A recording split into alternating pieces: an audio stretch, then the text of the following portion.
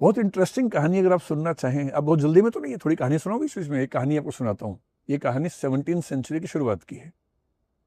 अभी 5-6 दिन पहले हमारी रिसर्च टीम रिसर्च करते करते कहानी हमें मिली और बड़ा मजा आया पढ़ के हमें। हमारी एक रिसर्च टीम है जो साइंस, माइथोलॉजी, इन सब पे खूब रिसर्च करती रहती है और हम लोग लगभग रोज बात करते हैं।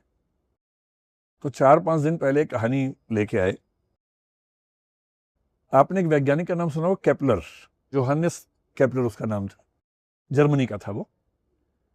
और वो 17वीं सेंचुरी की शुरुआत में और 16वीं के अंत में जीवित था। उसने एक फिक्शन लिखा, एक कहानी लिखी, जर्मन भाषा में लिखी। उस कहानी का अंग्रेजी में अनुवाद करें नाम का, तो नाम है द ड्रीम। ठीक है। वो पहली फिक्शन वेस्ट की मानी जाती है, साइंटिफिक फिक्शन, साई-फाई जिसको बोलते हैं ना, पहला साइंटिफिक फिक्शन उसको मानते हैं। उसमें उसने क्या इमेजिन किया? इमेजिन किया कि एक बच्चा चंद्रमा पर पहुंच गया है और चंद्रमा पर एक पूरी बस्ती है, लोग रहते हैं वहां पर। वहां एक महिला रहती है।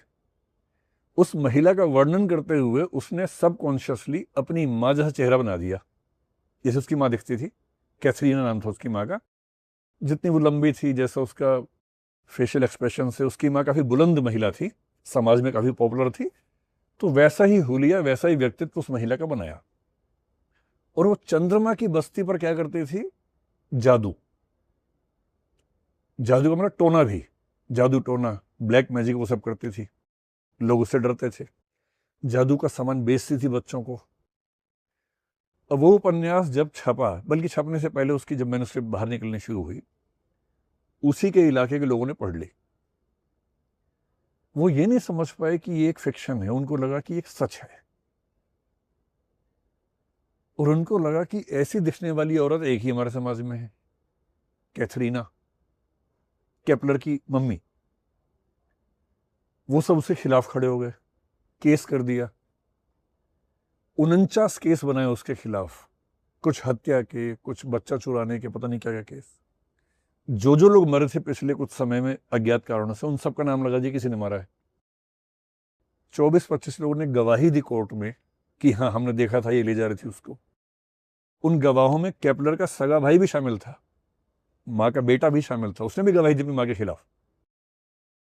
और केपलर ने अपनी जिंदगी के 5-6 साल खर्च किए। उनकी माँ जेल में रही 14 महीने, जेल से छूटी और इतनी ट्रॉमा में थी कि 1 साल में उसकी मौत हो गई।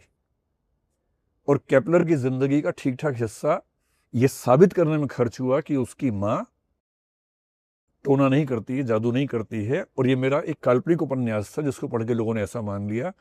उसने साबित किया कोर्ट में, माँ को छुड़वा लिया, और उसके बाद ही माँ उसकी बची नहीं, उसकी माँ चल बसी। तो चंद्रमा हमारी कल्पनाओं में कब से है, और उसने एक कहानी लिखी चंद्रमा की, उसके बाद क्या क्या उसके साथ हो गया।